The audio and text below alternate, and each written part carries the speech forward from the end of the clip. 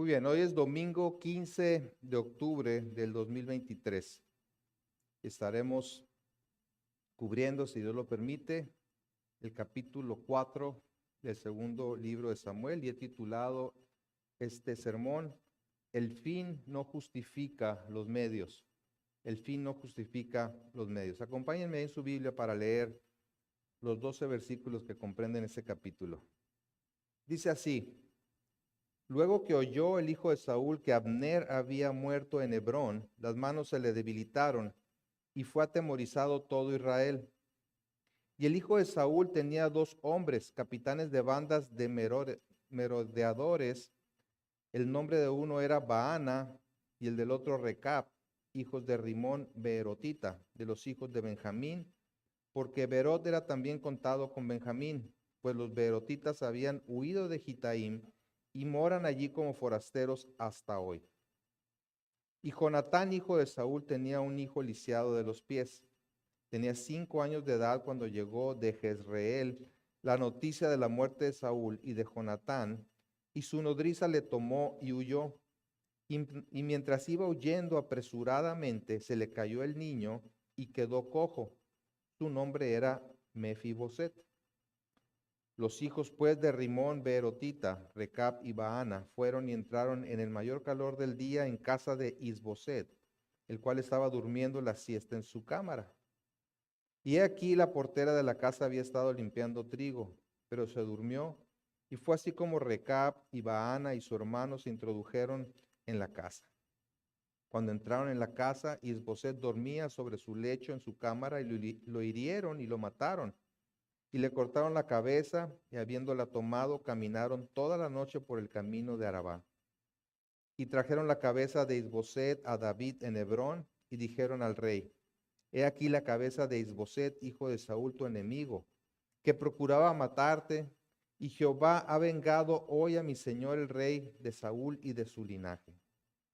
Y David respondió a Recab y a su hermano Baana, hijos de Rimón Beerotita, y les dijo: Vive Jehová, que ha redimido mi alma de toda angustia, que cuando uno me dio nuevas diciendo: He aquí Saúl ha muerto, imaginándose que traía buenas nuevas, yo lo prendí y le maté en Siclac en pago de la nueva.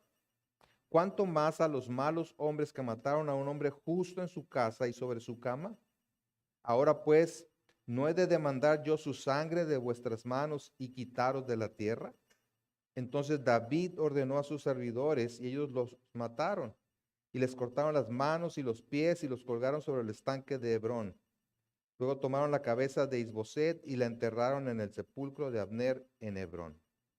Oremos. Amado Padre, tu palabra es verdad y es útil, Señor, para enseñarnos, para redarguirnos, para corregirnos, para instruirnos en toda justicia. Que tengamos, Señor, un corazón dispuesto a recibir esta tu palabra y por ella ser transformados, Señor, y glorificarte a través de nuestra obediencia. Te damos gracias por tu ayuda en el nombre de Jesús. Amén.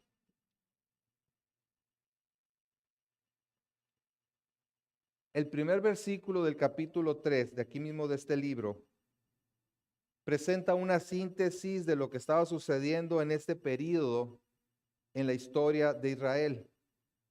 Dice el 3:1, hubo larga guerra entre la casa de Saúl y la casa de David, pero David se iba fortaleciendo y la casa de Saúl se iba debilitando.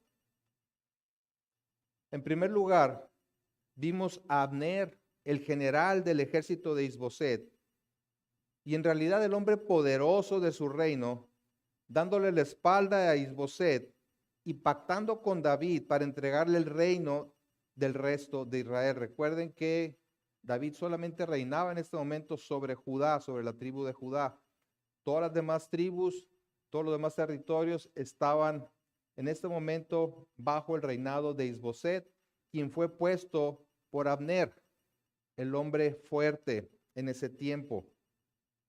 Pero la ambición de Abner no llegó muy lejos, pues como vimos la semana pasada, Joab, el general del ejército de David, lo mató en venganza de que Abner había matado a su hermano Asael, sin que David supiera, y habiendo David pactado con Abner, hecho las paces con él, Joab secretamente mata a Abner. Entonces, ¿qué es lo que queda de la casa de Saúl? ¿Continuará representando una oposición al reinado de David sobre todo Israel? Aún queda Isboset, el hijo de Saúl, quien, como sabemos, parece ser un hombre débil, sin el carácter para reinar, y que ante la muerte de Abner se ve completamente desprotegido y temeroso de lo que David pudiera hacerle a él y a todos aquellos que se habían opuesto a su reinado. Pero está también Mefiboset, hijo de Jonatán, nieto de Saúl, a quien presenta el autor como demasiado joven, pero aparte discapacitado físicamente para asumir el trono. Hemos llegado entonces a la etapa final de la historia de la casa de Saúl, que se debilita cada vez más, conforme a lo que decía el versículo 1 del capítulo 3. Mientras que David se hace cada vez más fuerte, su reinado empieza a cobrar fuerza. Toda esta parte de la historia nos permite ver la inutilidad de los esfuerzos humanos para establecer el reino de Dios o inclusive para hacerlo avanzar. Fracasó el esfuerzo político y militar de Abner y de Joab. Fracasó el oportunismo y la codicia de Abner, quien se quiso aprovechar de la debilidad de Isboset para negociar con David esa unificación de los dos reinos. Y ahora vemos el colapso final del reinado de la casa de Saúl a través de la traición de los hombres fuertes que quedaban en la casa de Isboset, quienes lo asesinan pensando que de esa manera le hacían un favor a David y que seguramente serían recompensados por él. Si bien es cierto que David era el hombre escogido por Dios para reinar en sustitución de Saúl, eso lo sabemos nosotros desde el primer libro de Samuel, cómo Dios desechó a Saúl por su desobediencia y ungió a David para que fuera el siguiente rey. Nosotros sabemos pues que esto es cierto, que él es el hombre escogido por Dios para reinar en lugar de Saúl. Pero eso no quiere decir que Dios necesitaba la ayuda de hombres malvados para cumplir con sus planes. Nada ni nadie podría frustrar la llegada de David al reino sobre todo Israel, porque esa era la voluntad de Dios. Y sería no solamente a pesar de las acciones malvadas de los hombres que se cumpliría este plan de Dios, sino a través de esas acciones. En un mundo donde la incertidumbre prevalece por las guerras que están sucediendo, los conflictos y las catástrofes, los cristianos podemos descansar en esa verdad tan consoladora, que Dios está reinando y nada se le ha salido de su control. Él es no solamente fiel, sino también poderoso para llevar a cabo todo lo que ha prometido, a pesar de la debilidad, incapacidad y astucia humanas. Veremos hoy precisamente la debilidad humana representada en Isboset, la incapacidad del hombre representada en Mefiboset y la astucia humana exhibida por Baana y Recab. Y sobre todo esto, el poder, la capacidad y la sabiduría de Dios para llevar a cabo sus planes y propósitos. Veamos entonces en primer lugar la debilidad humana representada en Isboset. Versículo 1 dice, luego que oyó el hijo de Saúl. ¿Quién es el hijo de Saúl? Isboset. Luego que él oyó que Abner había muerto en Hebrón, las manos se le debilitaron y fue atemorizado todo Israel. Es decir, cuando Isboset se enteró de la muerte de Abner, dice que las manos se le debilitaron. Esto quiere decir que se puso a temblar porque se vio completamente vulnerable. Abner era el hombre fuerte de su reino, el que realmente dominaba y quien había logrado un pacto de paz con David. Y todo parece indicar que la muerte de Abner se entendió como una venganza de parte de David. ¿Y qué es lo que se esperaba? Pues que David fuera tras Isboset y todos los rebeldes. ¿Qué sería de ellos ahora que no tenían a un líder tan fuerte como Abner? Pero no sabían que la muerte de Abner no fue planeada ni autorizada por David, sino que fue venganza personal de Joab. Porque como sabemos, Abner había matado a Asael, hermano de Joab y Abisai. ¿Y ahora quién los defendería? Ante la muerte de Abner, quedaban unos hermanos que eran capitanes de unas tropas de mercenarios. Quizás estos hombres eran la mejor esperanza que tenía Isboset. Dice el versículo 2, y el hijo de Saúl tenía 2 hombres, capitanes de bandas de merodeadores. El nombre de uno era Baana y el del otro Recab, hijos de Rimón, Berotita, de los hijos de Benjamín. Porque Berot era también contado con Benjamín, pues los berotitas habían huido a Gitaim y moran allí como forasteros hasta hoy. ¿Quiénes eran estos hombres? De capitanes de bandas de merodeadores, es decir, de tropas de mercenarios, los que hacían incursiones en territorios enemigos. Y los detalles acerca de estos hombres apuntan al hecho de que eran de la tribu de Benjamín, lo mismo que Saúl y lo mismo que Isboset. Posiblemente eran hasta parientes, por lo cual se esperaba lealtad de parte de estos hombres hacia Isboset. Pero como veremos más adelante, esto no sucedió. Lo traicionaron. Entonces, si Isboset no podía gobernar, ¿quién más quedaba en la familia, de la familia de Saúl, que pudiera sustituirlo en el trono? Los otros 3 hijos de Saúl habían muerto. Por lo tanto, la única posibilidad era una siguiente generación y surge el nombre de Mefiboset, un nieto de Saúl, hijo de Jonatán, en quien vemos, en segundo lugar, la incapacidad humana. Dice el versículo 4, y Jonatán, hijo de Saúl, tenía un hijo lisiado de los pies, tenía 5 años de edad cuando llegó de Jezreel la noticia de la muerte de Saúl y de Jonatán, y su nodriza le tomó y huyó. Y mientras iba huyendo apresuradamente, se le cayó el niño y quedó cojo. Su nombre era Mefiboset. Ya que Isboset no tenía el carácter para ser rey, aún existía la posibilidad de que otro descendiente de Saúl ocupara el trono. Y el único que quedaba era este hijo de Jonatán llamado Mefiboset.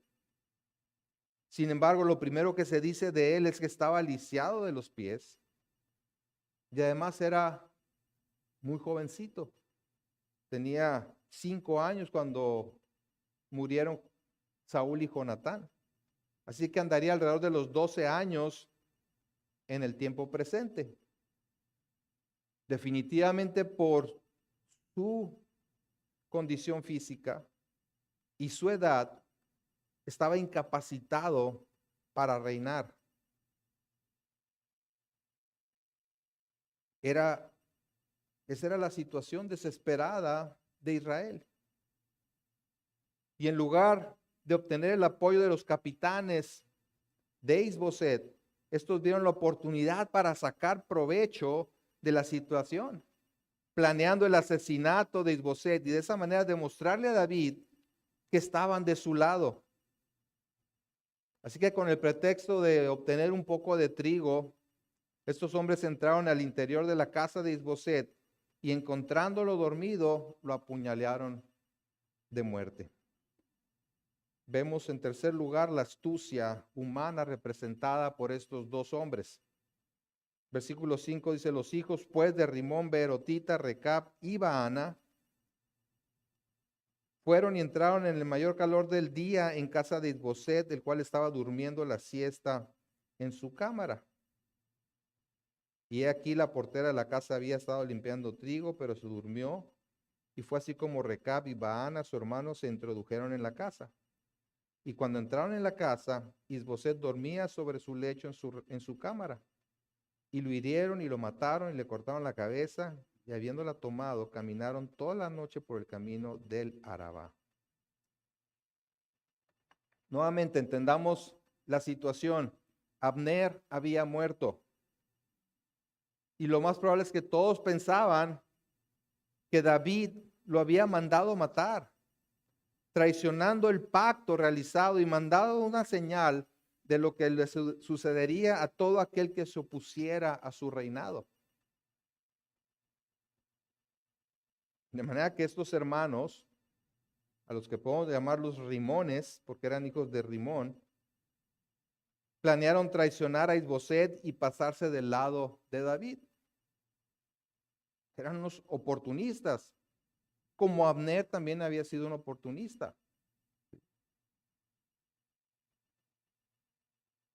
Entraron en la casa del rey bajo el pretexto de recoger trigo para el suministro de sus regimientos.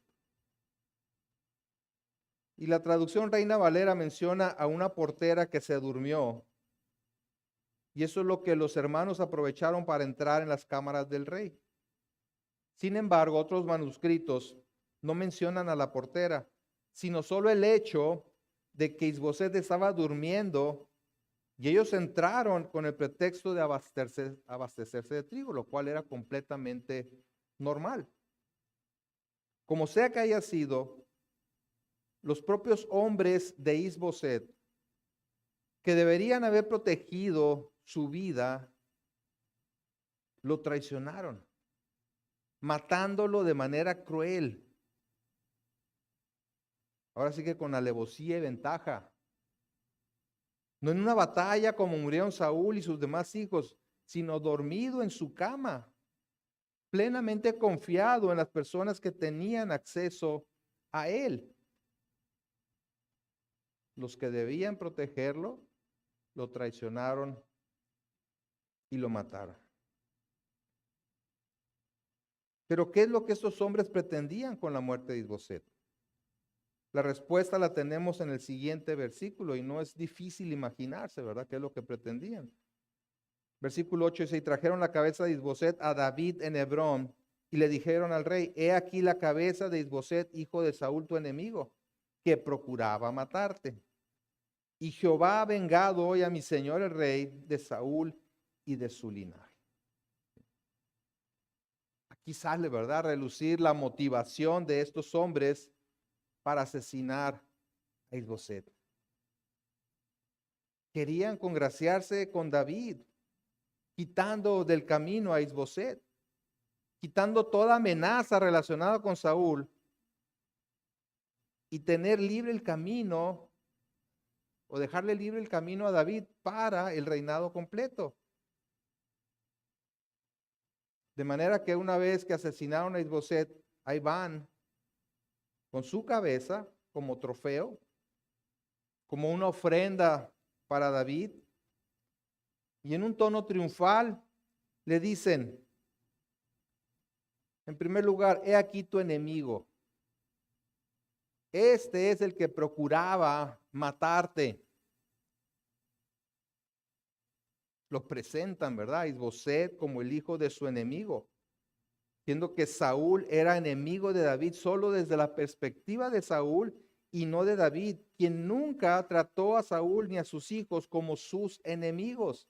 Lo vimos a través de toda la persecución de Saúl hacia David.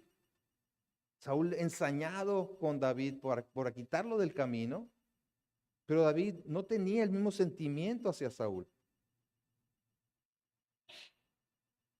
Al igual que Abner lo había hecho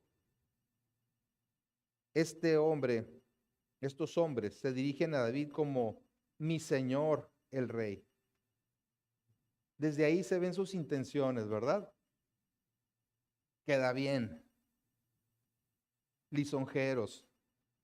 Mira, ¿a quién te traemos? Habían sido desleales a su rey y ahora quieren quedar bien con David. ¿Eran hombres dignos de confiar? Ciertamente que no. Y en segundo lugar le dicen, Dios te ha vengado de Saúl y de los suyos.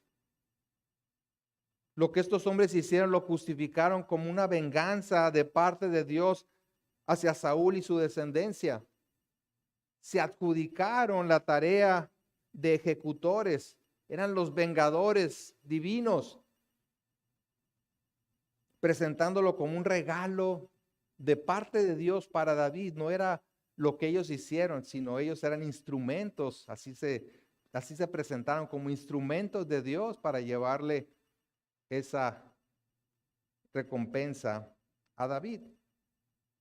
Sabemos, ¿verdad?, que la muerte de Saúl fue ciertamente el juicio de Dios sobre él por su desobediencia. Esa es una realidad.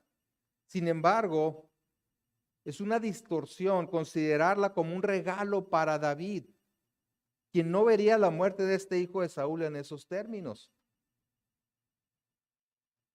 Y si bien el Señor puede usar los actos malvados de los hombres para promover sus propios buenos propósitos, Él de ninguna manera fomenta el mal. En Santiago 1:13 al 15, si vamos a Santiago 1, al final del Nuevo Testamento,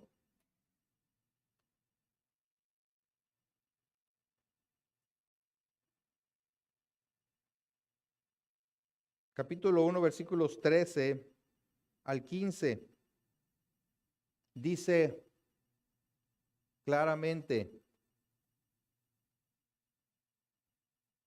cuando alguno es tentado, no diga que es tentado de parte de Dios, porque Dios no puede ser tentado por el mal, ni Él tienta a nadie, sino que cada uno es tentado cuando de su propia concupiscencia es atraído y seducido. Entonces la concupiscencia, después que ha concebido, da a luz el pecado, y el pecado, siendo consumado, da a luz la muerte.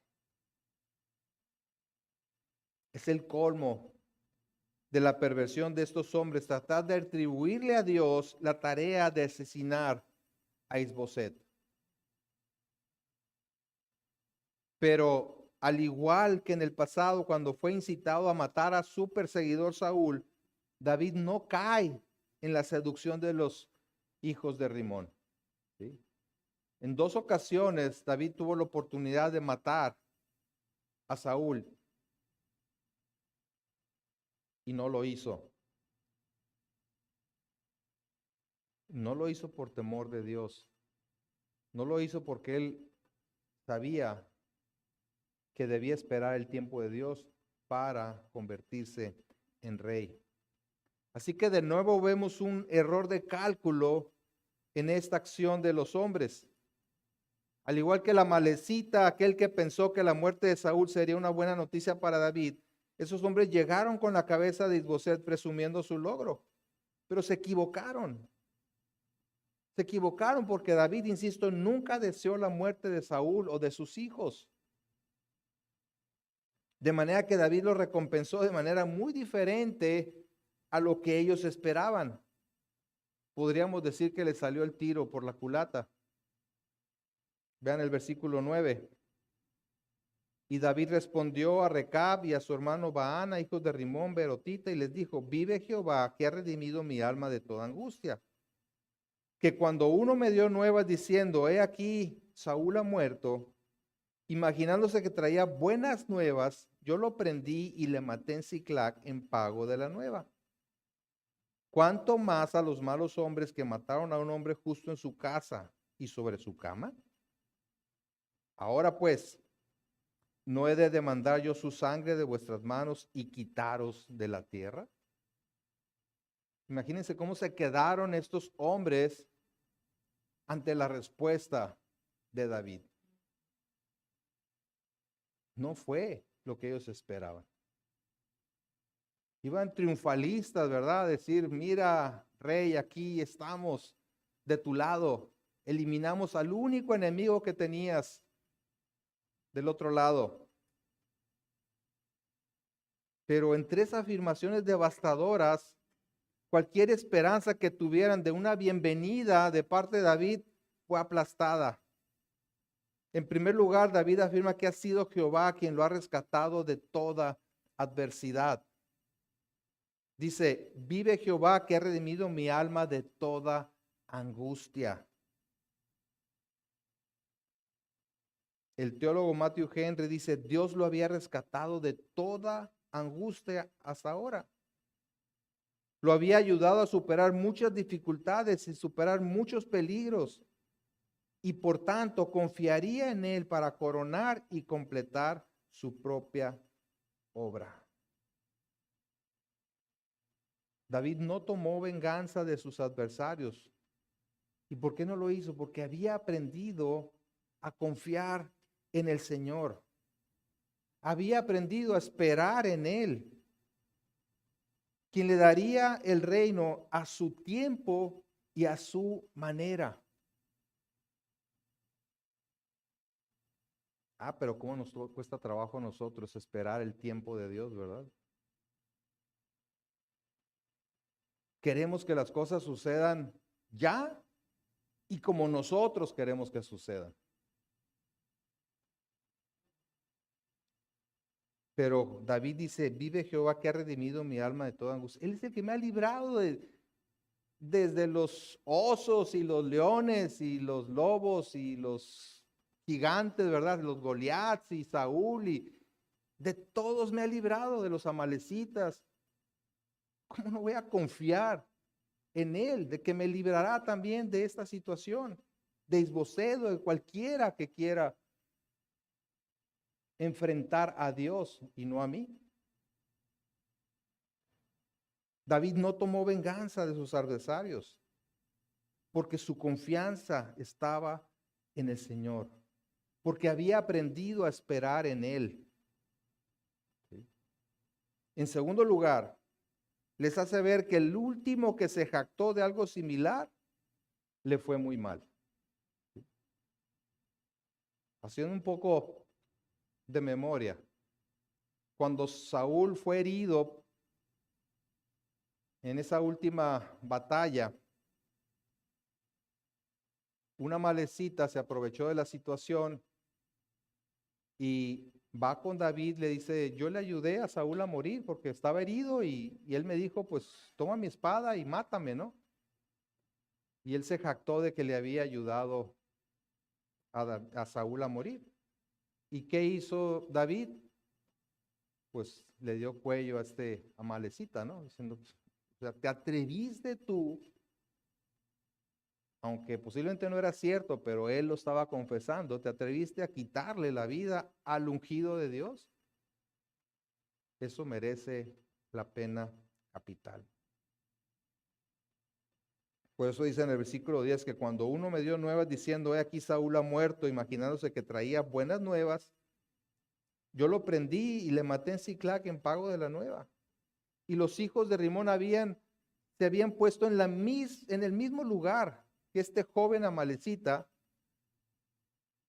lo había hecho en el pasado, imaginándose que su perversa astucia les permitiría ganarse el aprecio de David. Pero nuevamente estaban muy equivocados. Y en tercer lugar, David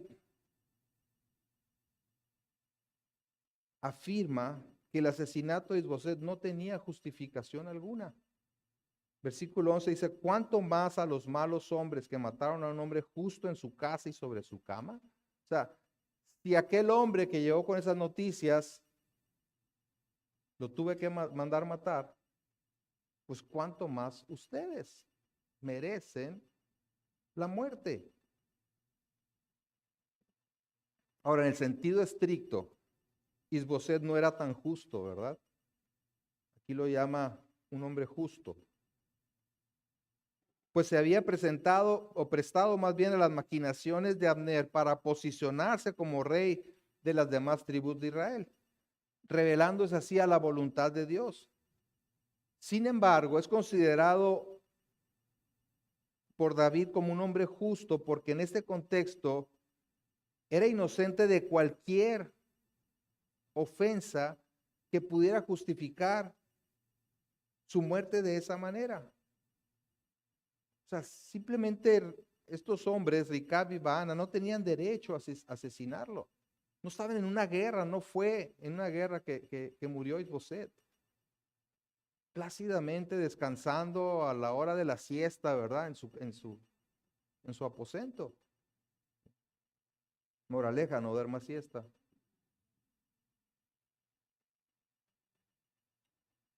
Deuteronomio 27:24 dice, maldito el que hiriere a su prójimo ocultamente. Es decir, que lo mate en secreto, traicionándolo. Lo que estos hermanos merecían era la muerte. Y eso es lo que David ordenó. De la misma manera que hizo con el amalecita que le trajo las noticias de la muerte de Saúl. Versículo 12 dice, entonces David ordenó a sus servidores y ellos lo mataron y les cortaron las manos y los pies y los colgaron sobre el estanque de Hebrón. Luego tomaron la cabeza de Isboset y la enterraron en el sepulcro de Abner en Hebrón. Es claro que el mensaje que David quería mandar a todos era que él no mandó asesinar a Isboset, como tampoco tuvo que ver con la muerte de Abner. De alguna manera David quería dejar en claro esa situación. No era un justiciero. Entonces, políticamente le convenía matar a estos hombres. Y tenía la autoridad para hacerlo. Pero esta acción con estos hombres contrasta con su inacción en el caso de Joab, como se vio la semana pasada. ¿Qué diferencia había entre el asesinato de Isboset por parte de los hijos de Rimón y el asesinato de Abner por parte de Joab? ¿Por qué David actúa drásticamente en contra de estos hombres y a Joab solo lo maldice? En el capítulo 3, versículo 28 dice, cuando David supo después esto, dijo, inocente soy yo y mi reino delante de Jehová para siempre de la sangre de Abner, hijo de Ner. Ahí se exculpó, ¿verdad?, de cualquier situación en contra de Abner. Caiga sobre la cabeza de Joab y sobre toda la casa de su padre, que nunca falte de la casa de Joab quien padezca flujo, ni leproso, ni quien ande con báculo, ni quien muera a espada, ni quien tenga falta de pan. Pero ¿por qué no lo mató? Vemos la inconsistencia de David al aplicar la justicia. Yo creo que esto es porque David estaba actuando con una perspectiva política y no de justicia. Pues por un lado, parece que desea querer quedar bien con las tribus de Israel que aún no lo reconocían como rey. Que supieran que él no había matado a Isboset. Y por otro lado, quedar bien con Joab, porque era su hombre fuerte militarmente hablando. Entonces actúa de una manera diferente por conveniencia, porque así le convenía.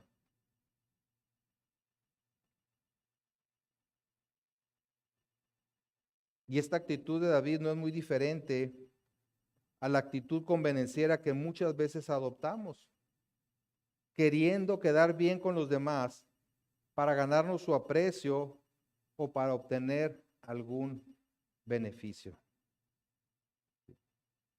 Pero también nos indica que aun cuando era el rey designado por Dios, aún no era el rey justo y perfecto que vendría siglos después a través de su linaje.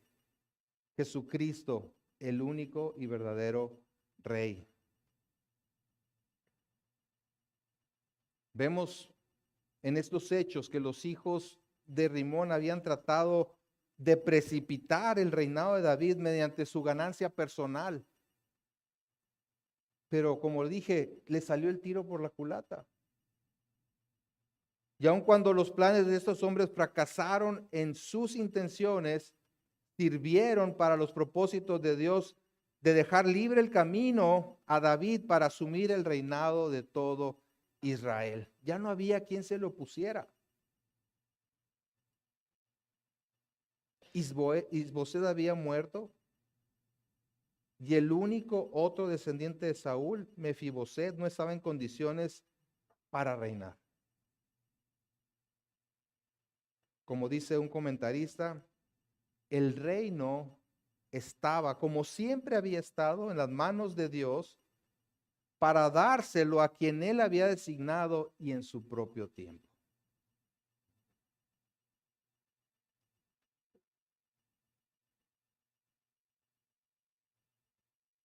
Vemos entonces, a través de esta parte de la historia, número uno, que el fin no justifica los medios.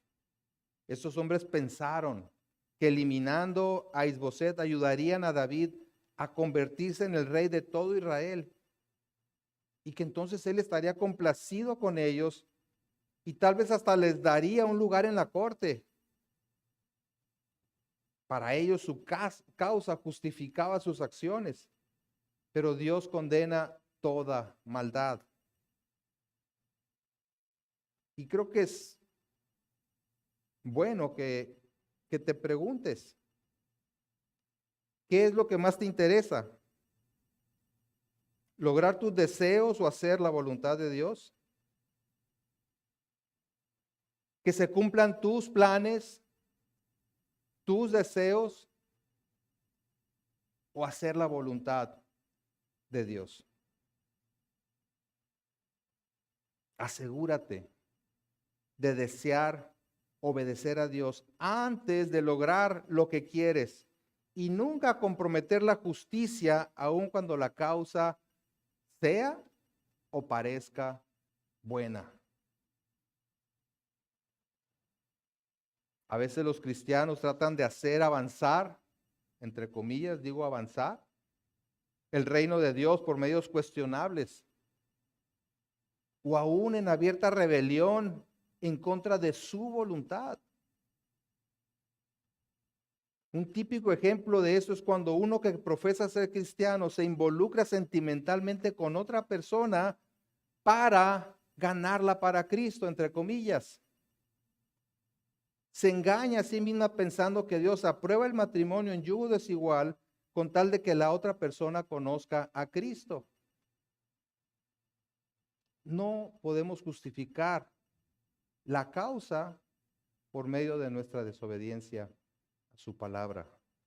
También lo hemos visto en la creación de movimientos y partidos políticos pseudoevangélicos que sacrifican los principios bíblicos con tal de estar en una posición de influencia donde puedan hacer, según ellos, avanzar el reino de Dios. Se asocian con el partido dominante del momento para disque penetrar y lograr cambios que hagan avanzar el reino de Cristo. Es como asociarse con el mismísimo diablo. para dizque establecer el reino de Cristo en la tierra. Recordemos cómo pretendió Satanás seducir a Jesús en el desierto. En Lucas capítulo 4, versículo 5, en una de las 3 tentaciones le dice, y le llevó el diablo a un alto monte y le mostró en un momento dado todos los reinos de la tierra. Y le dijo el diablo, a ti te daré toda esta potestad y la gloria de ellos, porque a mí me ha sido entregada y a quien quiero la doy. Si tú postrado me adorares, todos serán tuyos. ¿Sí? Mira, todo lo que te puedo entregar. Mira todas las bendiciones que puedes alcanzar. Solamente adórame, ¿verdad? ¿Y cómo respondió Jesús? Versículo 8. Vete de mí, Satanás, porque escrito está. Al Señor tu Dios adorarás y a Él solo servirás. Y esa debe ser nuestra respuesta en toda situación. Al Señor tu Dios adorarás y a Él solo servirás. Y el resultado depende de Dios, ¿verdad? ¿Cómo medimos el éxito en nuestra vida y aún en el ministerio? Somos continuamente tentados a evaluar el progreso de nuestra vida cristiana y el ministerio según criterios que no tienen nada que ver con los principios bíblicos. Si me va bien, quiere decir que estoy haciendo la voluntad de Dios. Pero si me va mal, quiere decir que estoy en desobediencia. Pero ¿qué dijo Pablo cuando le advirtieron que le esperaban prisiones y persistía en ir a Jerusalén?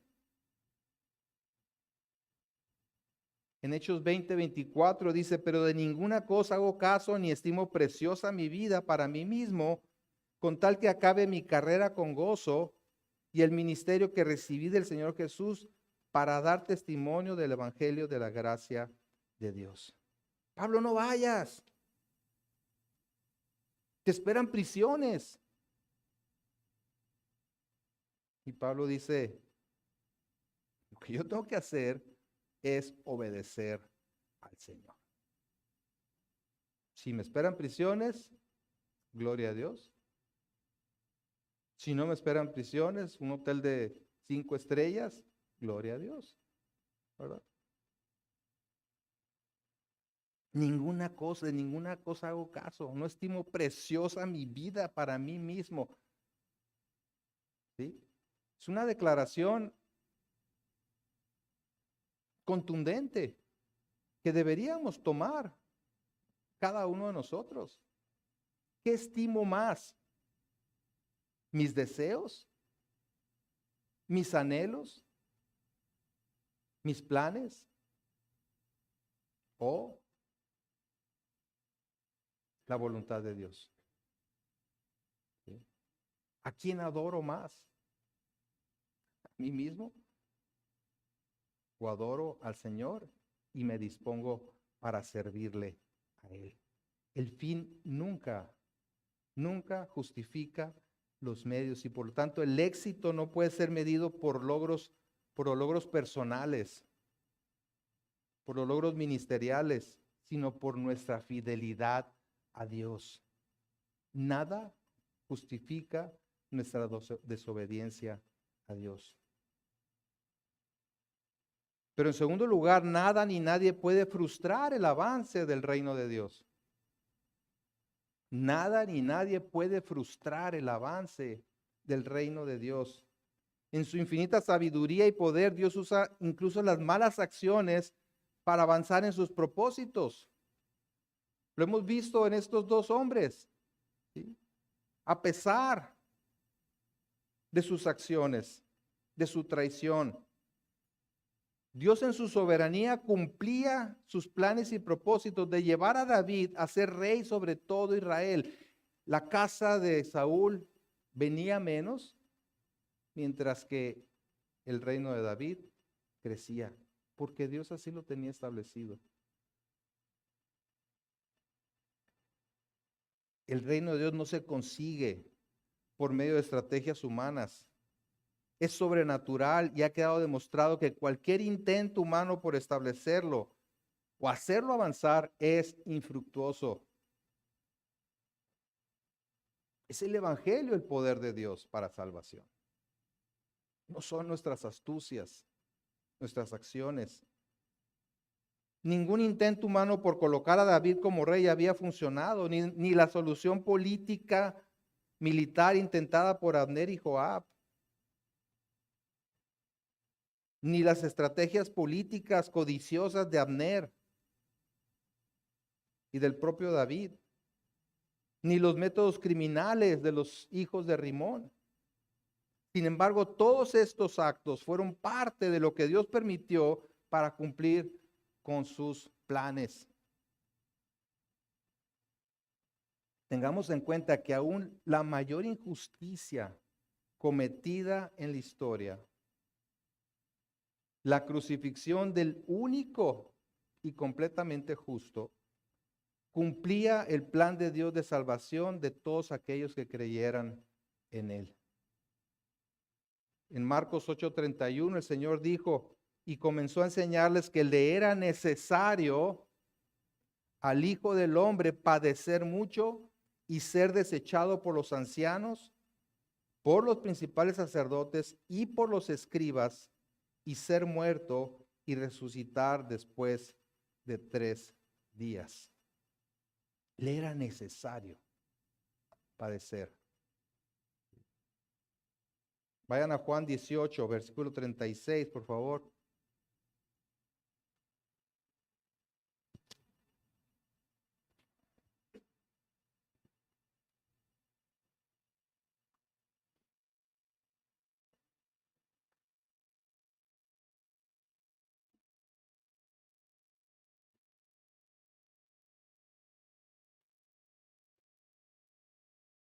Cuestionado por Pilato del por qué lo habían entregado, vemos aquí la respuesta de Jesús. Dice en el versículo 36, respondió Jesús, mi reino no es de este mundo. Si mi reino fuera de este mundo, mis servidores pelearían para que yo no fuera entregado a los judíos. Pero mi reino no es de aquí. Él no peleaba una causa terrenal. No se quería establecer como rey aquí en la tierra. Entonces el versículo 37 le dijo entonces Pilato, ¿luego eres tú rey? Respondió Jesús, tú dices que soy rey. Yo para esto he nacido y para esto he venido al mundo, para dar testimonio a la verdad. Todo aquel que es de la verdad oye mi voz. Debes preguntarte si oyes su voz. Es decir, que si no le crees, entonces no eres de la verdad. Si no oyes la voz de Cristo, no eres de la verdad. Estás fuera del reino de Cristo y su muerte y resurrección no tienen ningún beneficio para ti, como no la tuvo con aquellos que gritaban que fuera crucificado. En el versículo 38 dice Pilato, le dijo Pilato, ¿qué es la verdad? Y cuando hubo dicho esto, salió otra vez a los judíos y les dijo, yo no hallo en él ningún delito. Hasta él mismo lo exculpó. Y en el 19:6, ahí mismo de Juan, dice, cuando le vieron los principales sacerdotes y los alguaciles, dieron voces diciendo, crucifícale, crucifícale. Pilato les dijo, tomadle vosotros y crucificadle, porque yo no hallo delito en él. ¿Sí? En un mundo en el que prevalecen la codicia, las guerras, injusticias, traiciones, enfermedades. Podemos descansar en el hecho de que su reino no es de este mundo y que Él sigue reinando y teniendo el control de todas las cosas. El caos actual pareciera indicar que se le han salido las cosas de las manos, pero tal como hemos visto que el reino de David seguía avanzando a través de la maldad de los hombres, así también el reino de Dios avanza hacia sus propósitos eternos. Podemos esperar en Él. Y podemos hacerlo sometiéndonos en obediencia a su voluntad, la cual es ¿cómo? Agradable y perfecta. No queramos manipular las cosas para que se acomoden a nuestros deseos, sino más bien descansemos en el Señor a través de nuestra obediencia. Que nos quede claro, a Jesús no lo hacemos rey de nuestra vida, como muchas veces se dice, te hacemos rey. No lo hacemos rey, Él es rey. ¿Y qué hacemos ante un rey? ¿Qué hacemos ante alguien que reconocemos como rey? Nos sometemos a Él, ¿verdad? Nos sometemos a Él. Y eso es lo que nos corresponde. Someternos en obediencia a Él. Oremos.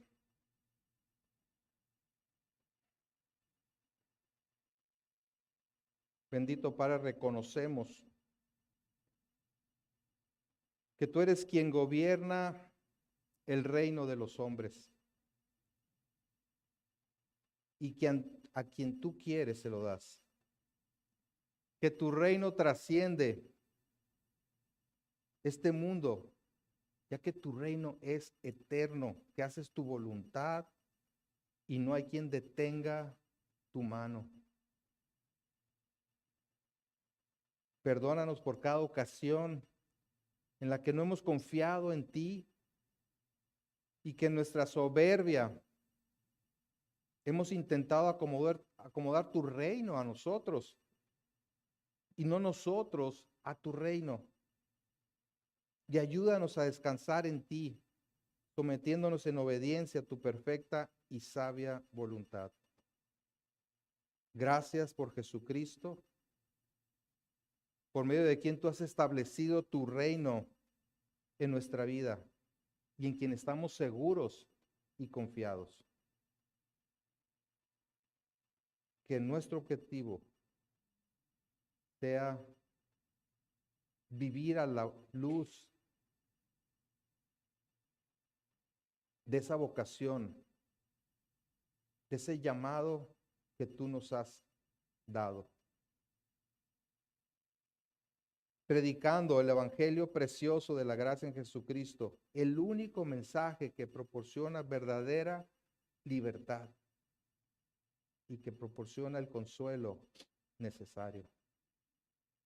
Que en estos tiempos de caos, de incertidumbre, seamos una luz que brille, proclamando tus virtudes con palabras y hechos de tal forma que te glorifiquen a ti, Señor, quien eres Rey por los siglos de los siglos. Amén.